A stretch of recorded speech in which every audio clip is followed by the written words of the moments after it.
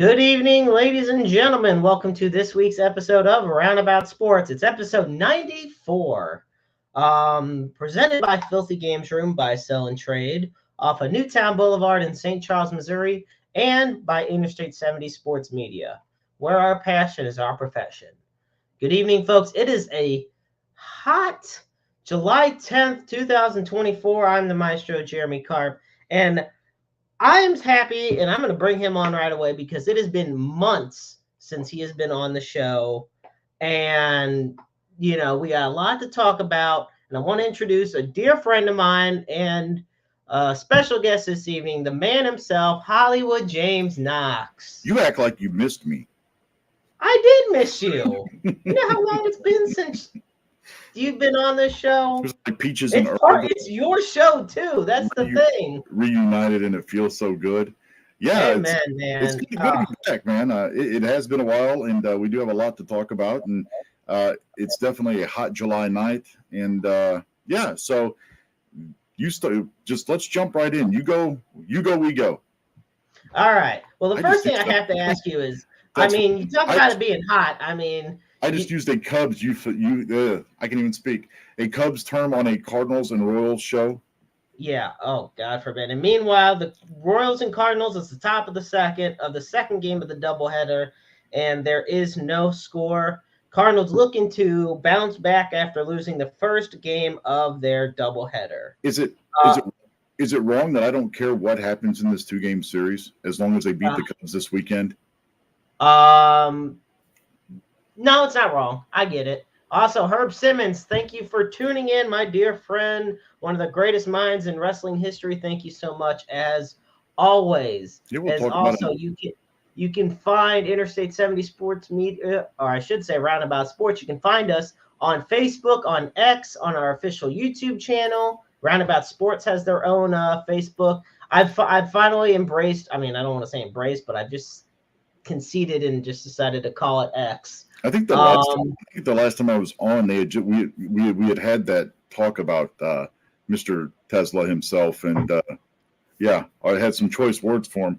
I still have not embraced it. It's still Twitter. It will always be Twitter. So I know I want it to be so bad. And you can also, after the show, you can always find Roundabout Sports on Spotify, iTunes, iHeartRadio, Amazon Music, Pocket Casts, and much more. So with all that said, I have to say, James, we are just less than a week away from the 2024 MLB All-Star Game. And first, a shout out to the Kansas City Royals because they had, for just the 7th time in history of their franchise, they had 4 players named to the All-Star team. You had, of course, one of the franchise faces, Salvador Perez. You had Bobby Witt Jr. named to the All-Star team. Seth Lugo and Cole Reagans all were named for the Royals.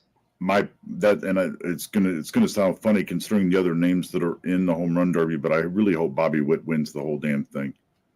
I would love to see that. Bobby Witt, big goon Pete Alonso. Bobby Witt's just fun to watch. Like, the thing of it is, like, I went to Kaufman last year. Bobby Witt Jr. is just a fun player to watch. And you can tell he loves the game because of the game. Of course, his dad, Bobby Witt Sr., was a major leaguer himself.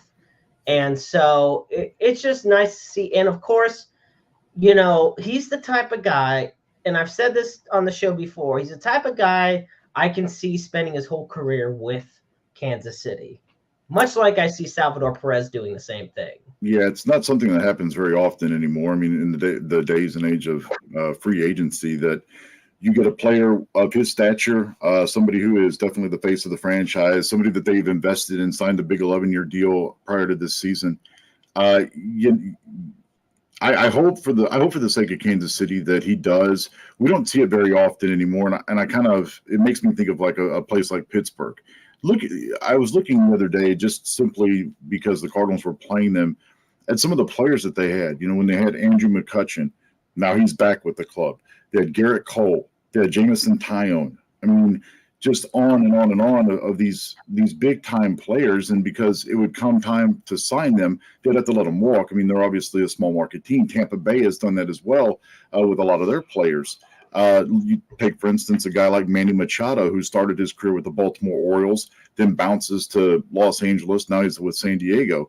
You don't have the Yadier Molinas don't exist anymore. We all thought that Albert Pujols at one point in time would have spent his entire career with the Cardinals. Thankfully, he came back and did what he did in the Cardinal uniform 2 years ago. But you don't see it often anymore. And I think that's kind of taken the luster out of the face of the franchise player. We see it in other sports. You could even say that Tom Brady did it. I mean, yeah, he played the last 2 years in Tampa Bay, but for the bulk of his career, had all of his success as the member of the New England Patriots.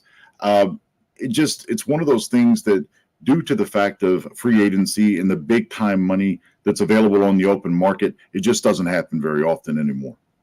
No, and it's something that, and the fact that he's only in year 2 and they've locked him in to such a big deal is like a welcoming sign for the sake of them and for the sake of Kansas City, because, I mean, let's face it, right now the Royals, okay, Cleveland right now is the absolute favorite in baseball.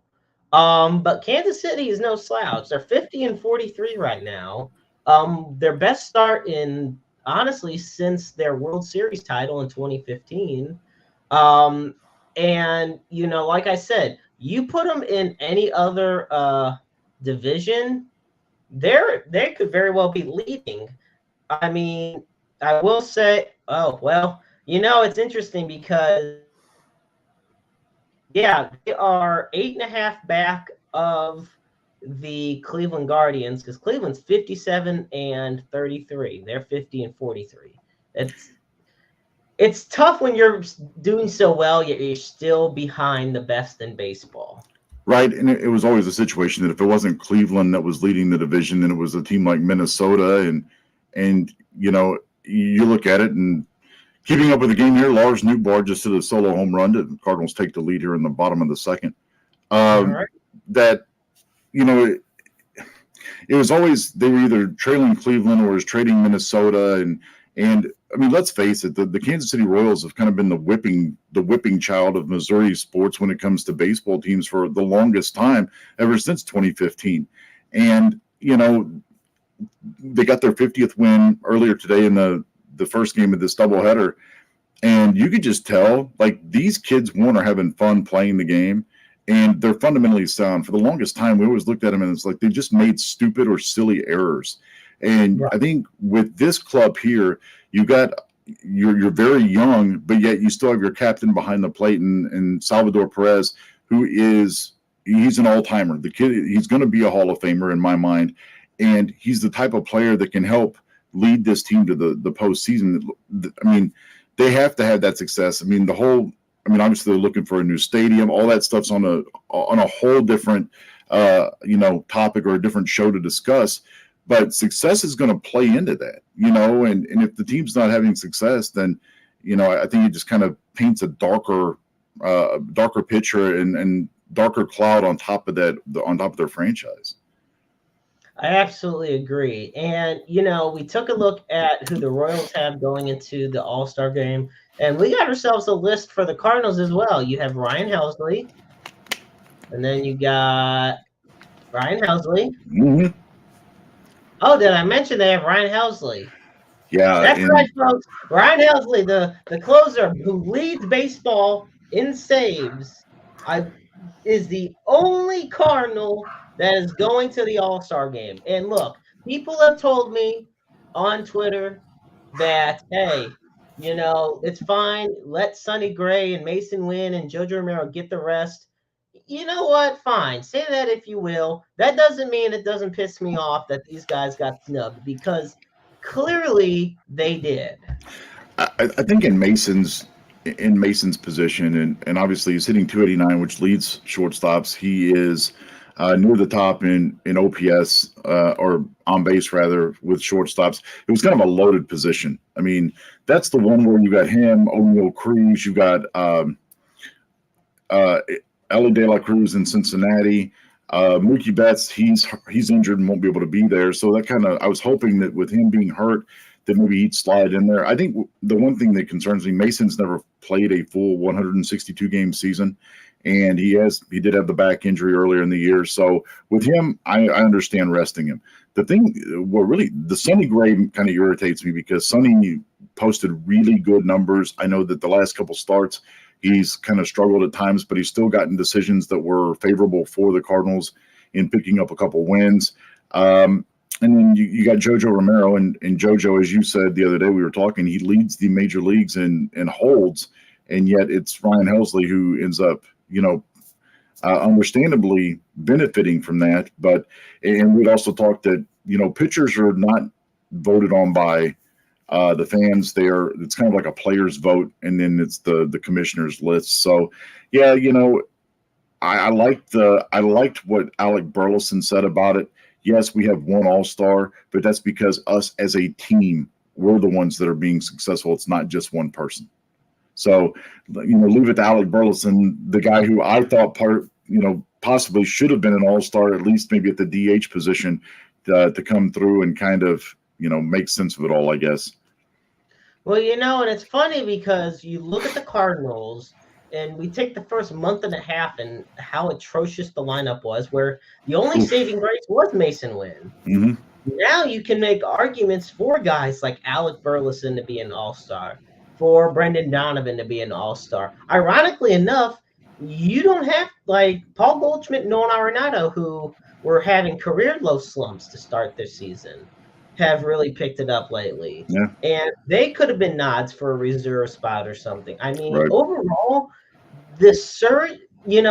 okay, so we talked about that the Cardinals lost their first game of the doubleheader today. They lost 6-4. But it was the first time in, honestly, a long time, in my opinion, where I think the Cardinals started off hot at the plate, and then they fell. Where they ended up losing, because lately the bats have been on fire. Well, what do you think? The funny thing is too is that first game, even though they lost, that's the first game that I can remember in a long time. I know it's the first time since June 27th that Nolan Arenado hit a home run, but it's the first game, and I don't even know if there's a date. It may have been back in April where Arenado and Goldschmidt actually homered in the same game, and Arenado had the home run earlier in the game before the aforementioned Alec Burleson homered, and Goldie homered later on. The funny thing is that early on in the season, this team showed no power. There was no slug at all, and all 4 runs in the first game today came via the long ball. Yeah, and as we get near to the trade deadline, the big question comes up. There's a couple big questions. Oh, first off, I got to welcome our dear friend Jimmy Harris, and Jimmy is a independent St. Louis Wrestling Hall of Famer, and on top of that, he was part of the committee that voted in my mentor and dear friend Luke Roberts to be inducted into next year's class of 2025 Hall of Fame in the independent St. Louis Wrestling Hall of Fame. So I got to put that graphic up. I'm beyond excited for next June 22nd, 2025. Can't get here fast enough. So a big shout out to Jimmy and everybody involved at the Hall of Fame. With that said, we're talking about the Cardinals right now, and kind of as we're getting near that whole trade deadline and everything. So one name that's come up a lot lately, Jordan Walker. And I am here prepared to tell people why trading Jordan Walker would be the worst decision the Cardinals could possibly make. And James, I want to kick it off with you. What are your thoughts on the possibility of the Cardinals actually trading away Jordan Walker? I think the only way I'm trading him is if I can get a top-of-the-line starter that has control past just being a rental. So, Kevin Gausman, good starting pitcher, 1 to 2 years of control afterwards, that's not good enough. I need somebody who's at the top or can be at the top of the rotation, whether it's right there as a 1B to Sonny Gray or even surpass Sonny Gray in the rotation. I know Max Scherzer is available. I would not trade Jordan Walker for Max Scherzer. I think Scherzer, while he's still good, he's not an ace. He's not what he was 3 to 5 years ago. And I think I kind of brought it up to you. Like, if I was going to trade him, it's got to be for somebody like a Zach Gallen, maybe even a Jesus Luzardo, or a very familiar name, a Sandy Alcantara in Florida or down in Miami. It's got to be somebody who has that kind of pedigree to where if I hand you the ball in game one of a LCS or an LDS or whatever the series may be, that I can trust that you're going to go out and shove for 6 to 7 innings and not have and not give up the form. So with that being said, I think that, maybe that's the only way I'm going to trade him. I mean, Mo and a lot of others that are national pundits. I know JP Morosi was on a show earlier today talking about, look, if you're going to trade him, it's got to be for somebody who moves the needle. And right now, I mean, I'm more likely to trade a Dylan Carlson or even a Tommy Edman, because I feel in center field, there's no way, I don't care who comes back healthy, I don't think you can sit Burleson or Ciani. I would see what I could get with Tommy Edman, because practically, statistically speaking, he and Brendan Donovan are the same person. And right now, Donovan's been playing all year. Edman's been injury prone. And I might be able to get a pitcher or maybe a Garrett Crochet from the Chicago White Sox with a package that starts with somebody like Tommy Edman, and I can still protect my future in right field or first base or third base, wherever they choose to put Jordan Walker going forward. Right. And it goes without saying, year 2 has not been kind to Jordan Walker. He's only played 20 games at the big league level. He's only had 9 hits and 4 RBIs. And his average is 155. Now, I think a lot of this, look, you want to take a good sample size? Look at last year. He played 117 games, hit 276, 16 homers, and 51 RBIs. Now, I think a lot of this problem is part of this sophomore slump. And, you can tell me what you think on this, but I think part of it's because he never went to AAA. He went straight from Springfield up to the majors, and you skip a lot of development when you go straight up from AA to the major league. It's not something that happens a whole lot either. You have to be a true top bona fide prospect for that to happen. And, he lost his swing. He was very erratic at the plate. His strikeout rate was way higher. But I think, and he's done much better down in AAA. He's really picked things up down in Memphis. And if I'm the Cardinals, I'm waiting till after the All-Star break to call him back up, because this is what's going to happen. You've been a Cardinal fan long enough, and I've been a Cardinal fan long enough to know if they trade Jordan Walker, he's going to turn into the next Randy Arozarena or Jack Flaherty or Lane Thomas or any of these other guys that did not get or were not, how do I word it? Okay, the organization was not patient with, and then go on to thrive somewhere else. But are you really worried about that? Lane Thomas is a middling outfielder with the Nationals. Sandy Alcantara, or not Sandy Alcantara, but Randy Arozarena has really fallen off since being Babe Ruth. The first postseason he was with the Rays. Jack Flaherty, he's having an okay year, but it's not as good as it was. A lot of these guys that didn't get the opportunity with the Cardinals they had a really good burst coming out of our organization, and then they fell off. If I send Jordan Walker to a team like the Chicago White Sox, that's not going to bother me. It's not going to concern me. And I'll tell you, this is my thought, and he's still struggling down. His OPS is in the middle 600s down in the middle 600s down in AAA. He doesn't see St. Louis the rest of the season. The only time he comes up is if you bring him up for an extended look in September when you've got the September call-ups. I don't see him. He hasn't made the adjustments that they've asked him to make down there. And a lot of it, yes, comes from launch angle. And I mean, yes, he's showing spurts of power, but his OPS is still in the mid 600s. His defense has not gotten any better, and he's still swinging just erratically at pitches. That low outside slider, he just can't lay off of it. And until he can learn to take that pitch and to kind of spit on it, I don't think he comes back up with the Cardinals. He's got and yes, it does have to do, a lot of it has to do with skipping AAA, but we went back down last year. They brought him back up, and now he's down this year, and he still hasn't made the necessary adjustments that they need him to make. I mean, the coaches can tell him what to do, but unless it's on him and unless he executes it, I mean, you can talk to your blue in the face. I mean, you can't hit 3-run home runs if you're grounding out every other at bat. So, I mean, that's kind of my problem, my issue with it. Coming up at all this season? No, I don't think he makes his way back to St. Louis unless it's in September with a call up. And then even then you may bring up pitching. I mean, that's tough. Like, I kind of see where you're coming from on that, because we've had a lot of great surprises this year. I think Michael Ciani is perhaps, in my opinion, the biggest surprise for the Cardinals. And I also believe that Ciani is probably the best defensive center fielder in the league. Yeah. I mean, Ciani is fantastic. And, there is a lot of great young players the Cardinals have. We have Donovan, you got Nootbaar, you got Burleson. I mean, there's a lot of great.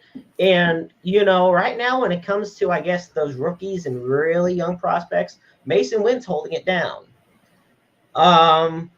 Here's a question I have to ask you, and it's not Jordan Walker related, but it's definitely Cardinals related. And this is one that people have been really bringing up. What happens when Tommy Edman comes back? Who gets the short end of the stick? And because somebody has to go, at least down to Memphis. Unfortunately, I think Ciani probably goes to the bench and you DFA Brandon Crawford. Because Edman can play the infield. He was a Gold Glove second baseman. He can play short.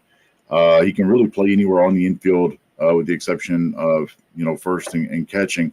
And then, of course, he can play center field. Unfortunately, I think it's because Tommy Edman has the contract. He's making $7 million a year, where Michael Ciani is making $741,000 a year. I think Ciani probably gets the bench, and it's not right and it's not fair. But unfortunately, as we've seen in every sport that we watch, in any of the big four, the contract is what plays. So as much as I don't like it, I think Ciani is probably on the bench, unless you can figure out a way to turn Tommy Edman into that super utility player he was before, he won his Gold Glove at second base, before they put him in the outfield. Because we've got 2 or 3 infielders that can play the outfield, or it works itself out and you trade somebody. And I don't mean Jordan Walker. I would explore maybe trading a Dylan Carlson, or if the price was right, I'd get rid of Lars Nootbaar. Nootbaar to me has, this is the interesting thing. He just can't stay healthy. That's my problem. He can't steal the ball club. Nootbaar has the higher ceiling and the higher potential. But the thing of it is, Carlson has bounced back well over the past month and a half. As far as Crawford goes, he is as expendable can be. He's hit 1 home run. He has a 179 average. He barely plays. He only has 56 at-bats. I'm still questioning why the Cardinals even got him in the first place. But especially, look, because he is the one veteran that really hasn't done much of anything. And when Edman comes up, if Ciani gets benched, that's one thing. Like, as long as he's on that 26-man roster or the 25-man and he's up on the big league in that dugout, I'm fine with it, because at least he's there. I'm not, and I'll tell you why. Because I think if you take Ciani off the field and put Tommy Edman in center field, and the first time there's a ball hit the center field that Ciani would have got to that Tommy Edman doesn't, it's going to crush your clubhouse. And then your clubhouse is going to start to question Ollie in saying, well, it doesn't matter how well you play or how hard you work, or, if you come back, and you were slated to be a starter, the job's yours. You're not basing it on performance. And I think if it starts to cost the team wins and starts to show up in the standings, then we have a bigger problem. Because, I can just, you look at the game in Washington the other day, the 2 amazing catches he made on the run, going up against the scoreboard, those won you the game. If you look at ultimately how that game could have turned on those 2 plays, without him making those plays, ultimately you could lose that game, and then you're talking about a split with the Washington Nationals instead of taking 3 or 4. But here's the thing: and it's not an if; it's about a when for Tommy Edman. Well, we've already established he can't stay healthy either, so there's no telling. I mean, with the contract, he's got to come back, right? And so when he comes back up, I mean, are you going to put him at second base? Or are you going to try him back out in the outfield? I think if it's me, I'm going to use him as a super utility player, and I'm going to use him initially to give guys days off. Because he can play third, he can play short, he can play second. And if you put him in there, and you don't like the matchup, you can put, Edman at second. You can leave Burleson at DH, or you can put Edman at second, put Burleson as your DH, give Gorman a day off. Gorman can also play third. I mean, the infield, there are a lot of interchangeable pieces. And that's the one thing that Mo always talked about. He talked about at the beginning of last year was the flexibility he wanted his roster to have. The problem is when Edman goes down hurt, Donovan went down hurt last year. You had a Mason win that came up late in the year, and he struggled at the plate. So, I think, like I said, I would use him as a super utility guy, especially considering Tommy Edman right now is trying to recreate spring training. Remember, he had wrist surgery back in October. He had no spring training whatsoever. So really, he's going to need at least 4 or 5 weeks to get back on the beam and feel comfortably offensively. I know they've said that they expect him back up after the All-Star break, but you can't tell me that 2.5 weeks of spring training makes, especially considering a guy who had wrist surgery, and your wrister ultimately, it's all or nothing when you swing a bat. That he's going to be ready to go. So I think I ultimately use him as a utility guy to give people days off. And the other thing is you could have Edman in there for the first 6 innings of the game and then bring in Michael Ciani as a defensive replacement as well. Although Ciani has started to swing the bat better lately too. So it's kind of a nice problem to have, but it's also a problem that could cause you to lose games as well. So it really is one of those things which is kind of a flip of the coin. I was going to say, because right now your main infielders you have are you got Arenado, Crawford, Goldie, Gorman, and Wynn. And guys like Donovan can rotate around. Edman can rotate around. Carpenter even though he's mainly a DH, he can rotate in at the infield. Outfield, you got Nootbaar, Carlson, and Burleson. Burleson can be versatile as well when it comes to the outfield spots. Of course, you could try to fit Edman. I will give the Cardinals this. For as many issues as I have with the Cardinals management, their ability to formulate a versatile roster is not one of the issues. Right. To me, it's execution is the issue. It's not formulating it. They have a lot of good depth in multiple good positions. I will say I do not see Ivan Herrera in the future plans of the Cardinals. I just don't. I'm sorry.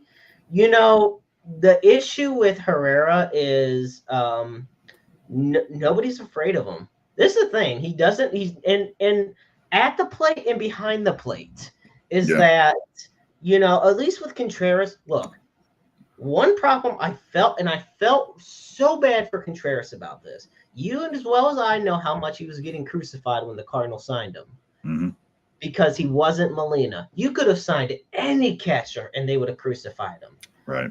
And so when the defense isn't up to Molina level, which is top 3 all time, obviously you're going to get criticized. But look, say what you want, but Contreras is a better hitter than Molina, especially Molina of the past 5 or 6 years. Oh, no doubt. And so Contreras brings that extra spark to our offense. Yeah. Herrera didn't. Herrera was even worse defensively than he was offensively. Pedro Paez is a good depth guy. He's a great fill-in. And, I could see him sticking around, and at the very least maybe going to AAA. And he's clutch. All 11 of his RBIs all 11 of his RBIs have come in Cardinal wins. So, yeah. I mean, it'll be interesting, I think, going forward. Obviously, they got some decisions they have to make. But like I said, you got to you've got a problem which can be rectified really easily, especially if you want to send somebody away and get good pitching. Or, Mo has talked about bringing in a right-handed hitter too that has a little bit of pop. I've taken a look at guys like Brent Rooker in Oakland, who he's 29, he's not extremely young, but he's got an OPS that's up near 1,000. Luis Robert with the White Sox, I don't want. He's kind of become a losing player. Apparently, he is I hate to use the word cancer in the locker room, but he's a guy that nobody wants to be around, and apparently he doesn't want to work. And he's another guy that can't stay healthy, and nobody can seem to know why or how that is. But I think that ultimately somebody's going to get moved for some pitching, because you're going to have to, whether it's a starter or whether it's another, middle to back into the bullpen guy, because you've blown out JoJo, Romero, Kittredge, and Helsley have had their hiccups lately, and it's because I think they're overused. We've seen Ryan Hernandez kind of step up. It's been nice to see him too. So, like I said, I think it's a roster. It's just a roster crunch, and I think in the next couple of weeks, especially after the All-Star break and right before the trade deadline, we'll see it get fixed. I was gonna say, because Middleton's still on the IL. He's done for the year. He had surgery. He's not coming back. I was gonna say he's not coming back. So that was a big disappointment for the Cardinals, who did invest in him. Yeah. I believe $3.5 million to get him. Matt's look, as soon as he can be done, they are making him gone. He's on the 60-day DL, and apparently they've got him set to return in August, but I wouldn't count on it. I wouldn't either. And the rotation, I'm giving this rotation a lot of credit. Look, Gibson, Lynn, obviously Sonny Gray, Palante is holding his own. Michaelis, he's had his hiccups, but overall, decent enough. My biggest question mark is, ironically enough, the biggest strength, and that's the bullpen. Because here's the thing.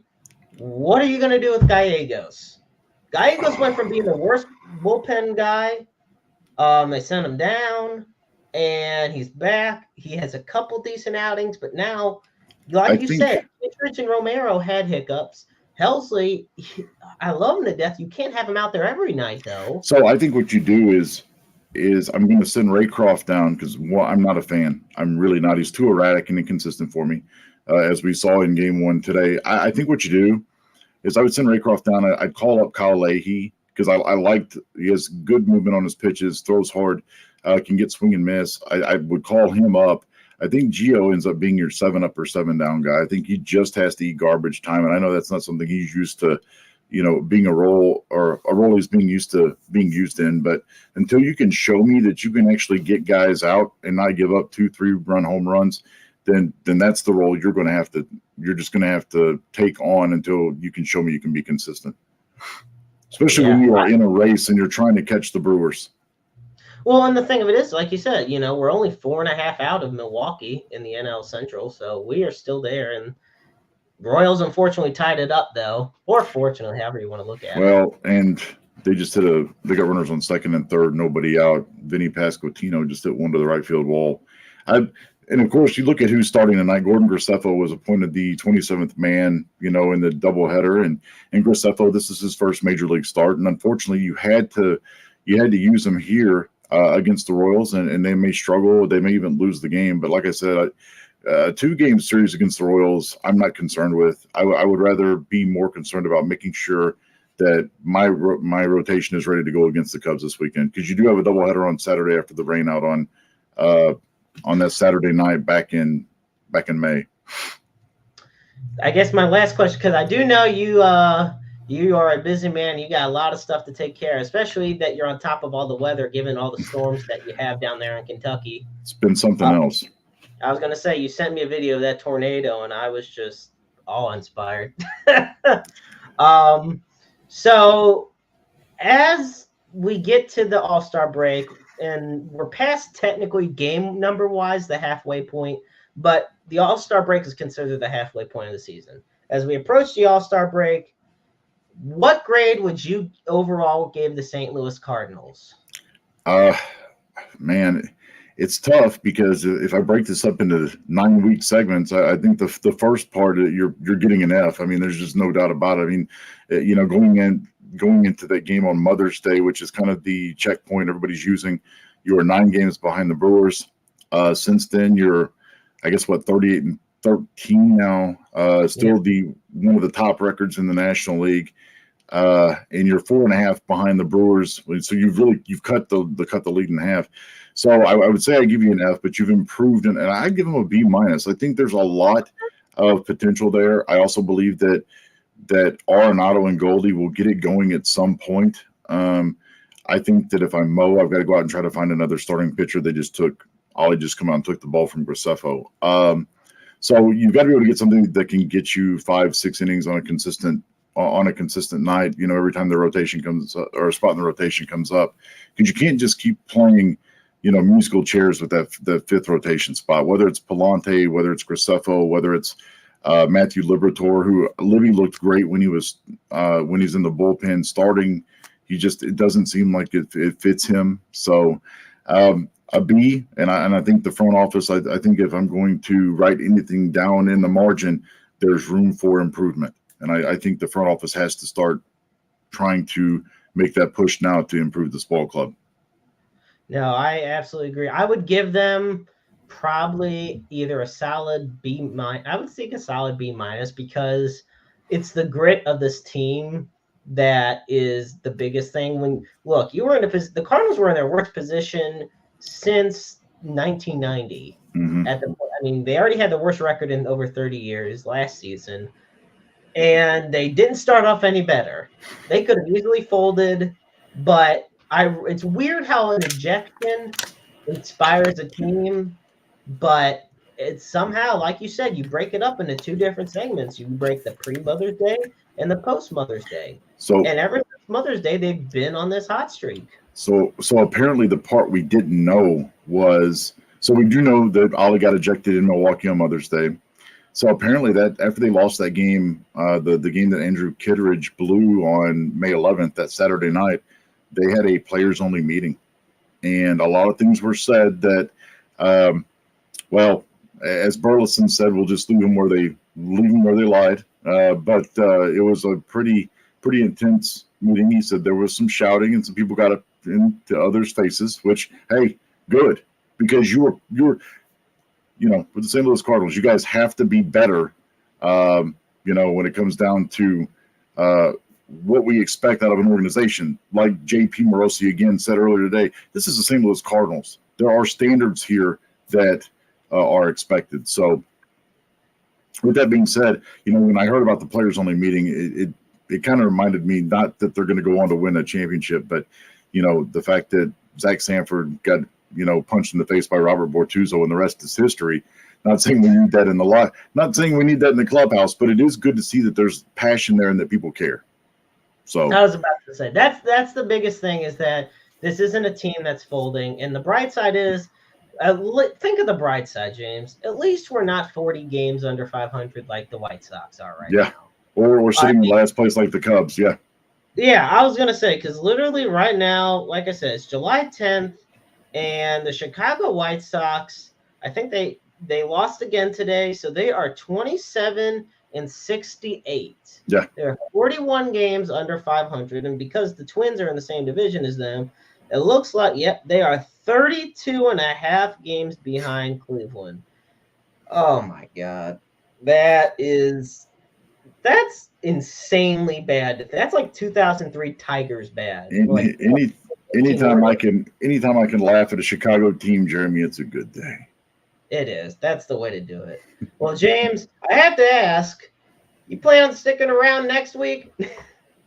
Well, I don't know. We'll have to see what next week brings. I'm trying to get through today before I get to next week.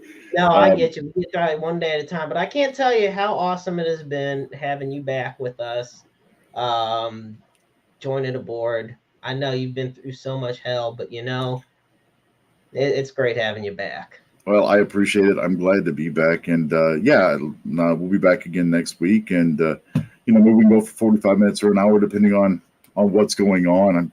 I'm trying to remember where the hell I'm at next week. So couldn't remember what city I'm in. But yeah, so like I said, it's been good. Be back, talk sports, kind of try to get back into a groove, and then you never know. You Never know. All right, my friend. Ladies and gentlemen, Hollywood James Knox joining us here on Roundabout Sports. I'll be sure to catch you later, my friend. Sounds good. Would have a good evening. You too, buddy. All right, folks. God, it is so great having him back on. James is a dear friend for a long time. Folks, we're not done yet here on Roundabout Sports. There's some other news. First off, before we're at the halfway point. Well, we're well past the halfway point of the show, so it's time to talk about our sponsor, and that being our dear friends at Filthy Games Room here in St. Charles, Missouri. They're located at 3479 Newtown Boulevard. Filthy Games Room, buy, sell, trade, the largest selection of Nintendo, Sega, Atari, Sony, Xbox, you name it, they got it when it comes to retro and modern video games. You going all the way back to the Magnavox Odyssey of the early 70s to the PlayStation 5 and Xbox Series X today. They hold gaming tournaments, which brings in big crowds all from around the metro area. There's just such a great old school feeling to the place. The staff there, Ben, Isaac, Scott, Ari, all super friendly and caring. They provide great deals, great selection on gaming. And when you enter through the front, you got yourself a great selection of free-to-play vintage arcade machines, whether it's from Millipede, Double Dragon, Tetris, or even Simpsons. That's always a classic one to play. So be sure to check out Filthy Games Room. They are open 12 to 8 Wednesday through Saturday. So be sure to check them out. That's Filthy Games Room, buy, sell, trade. They're also on Facebook as well. Also, I want to plug a book from it written by a dear friend of mine, and that being by my friend Ed Wheatley. It's St. Louis Sports Memories, Forgotten Teams and Moments from America's Best Sports Town. Such an amazing selection of sports, ranging on from the Spirits to the Hawks to the Browns to the football Cardinals, and even some of the great individual athletes from the Olympics and in professional boxing that were from the Lou. So be sure to check out St. Louis Sports Memories on retail shelves everywhere. And you can find it online as well. So once again, folks, it is July 10th, 2024. It's a hot day outside, and we are at episode 94. Can you believe that? We are just a few weeks away from the big episode 100. So a big story that came out of this past weekend was, and this one hits home to me because I grew up watching him, and that's that John Cena announced that in 2025, he will be retiring from in-ring competition. And this is something that you knew it was going to happen, but when it happened, it's still surreal to think about. And that's where I'm at because, you know, I've been watching wrestling since 2005. He debuted in 2002. So I've literally been watching John Cena wrestle for nearly 20 years now, which is insane to think about in hindsight. And then I think about my close friends, my brothers that watched wrestling even before I did, the guys that got me into wrestling. And I realized that they've seen Cena wrestle even longer than I have. And, you know, with guys like The Undertaker retired, Shawn Michaels retired, Triple H retired, Batista retired, and now eventually John Cena. Really, Randy Orton is that one star that's truly left. I mean, Brock Lesnar, but he took a big hiatus from professional wrestling. But Randy Orton's the one main workhorse that's still around in WWE. So John Cena came out at Money in the Bank on Saturday and announced that he would retire next year. WrestleMania, he says, won't be his final match. So he is aiming through the end of next year. He hopes to have a record-breaking 17th world title reign. He's tied with Ric Flair for recognized titles at 16. But, you know, it's a big nostalgic feeling to just go out and watch old John Cena matches. Ones I remember seeing around the time like the Marine came out and he was feuding with like Umaga and the Great Khali, and probably one of his biggest rivalries was with Edge. I'll never forget when Edge slapped John Cena's dad on Monday Night Raw, and John Cena proceeded to beat the hell out of Edge and throw him in the Long Island Sound. Not gonna lie, especially for a middle schooler like me, seeing that was intense to think about and to witness.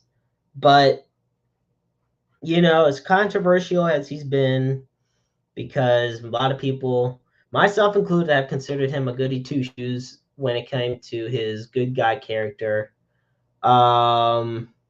So, yeah, I definitely, when the time comes he's officially retired, I'm going to miss John Cena, but he will always be one of the greatest wrestlers of all time. Now, once again, folks, you can follow Roundabout Sports on Spotify, on iTunes, on iHeartRadio, Amazon Music, Pocket Casts, and many more. We are on Facebook at Roundabout Sports and Interstate 70 Sports Media. Interstate 70 Sports Media is also on Twitter or X. Hell, I don't know what I'm ever going to call it for sure.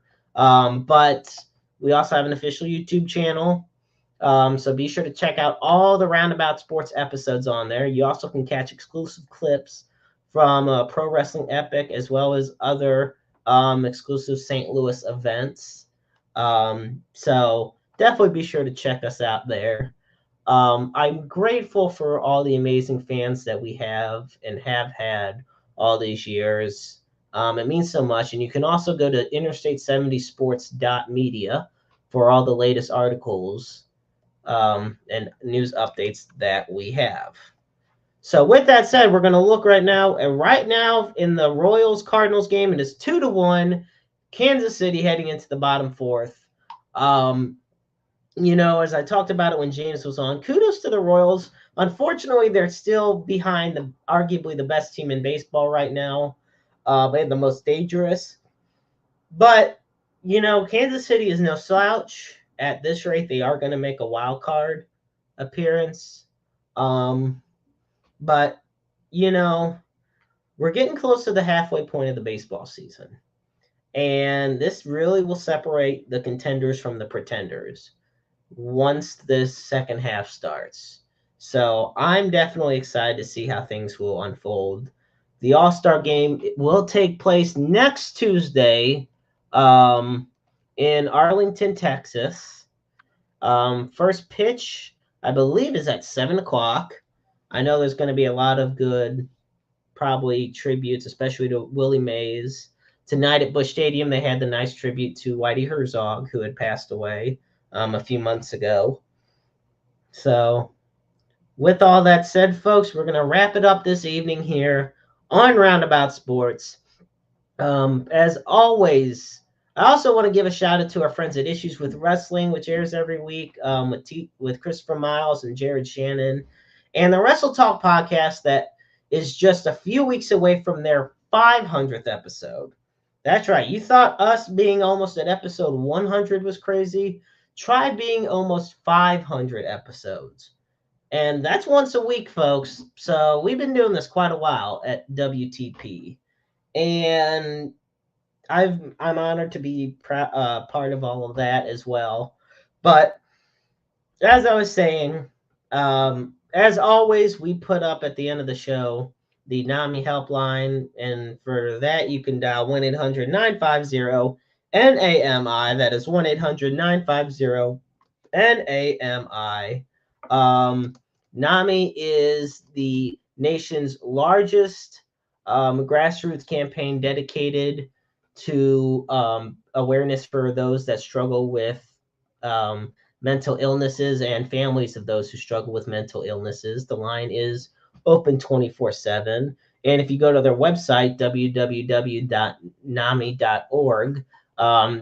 they have a whole bunch of descriptions about mental illness and the various types and ways to raise awareness on select causes. As also, and Thank you, Jimmy. You have a great night as well. And as always, we finish the show off by putting up the Suicide and Crisis Lifeline. And for that, we dial 988. The line is open 24/7, 365, 366 on leap years. Understand you're never alone in this world. There's always somebody out there who loves you, who cares about you, who wants what's absolutely best for you. You are so loved. And, you know, everybody goes through their struggles throughout the day, throughout the week, throughout the month. That doesn't mean they have to be bottled up. That doesn't mean they have to be traveled alone. You are just a phone call or a text or an email away. And you also out there could be the listening ears and watchful eyes for somebody in need. So I want to thank you all so much again for tuning in to Roundabout Sports. Next week, we are going to have Hollywood James Knox back on the show. We're also going to have Blues television host, or St. Louis Blues television host, Jason Rooney on the show. So I'm looking forward to having Jason on. And on July 24th, we will be having Casey Thomas, loyal St. Louis sports personality and big-time fan. So I look forward to having Jason and Casey in Hollywood on over these next couple weeks. And that'll do it for this week on Roundabout Sports. I'm the Maestro Jeremy Karp, and remember, life's a book full of empty pages just waiting to be written in. Make your lives worth reading. Good night, everybody.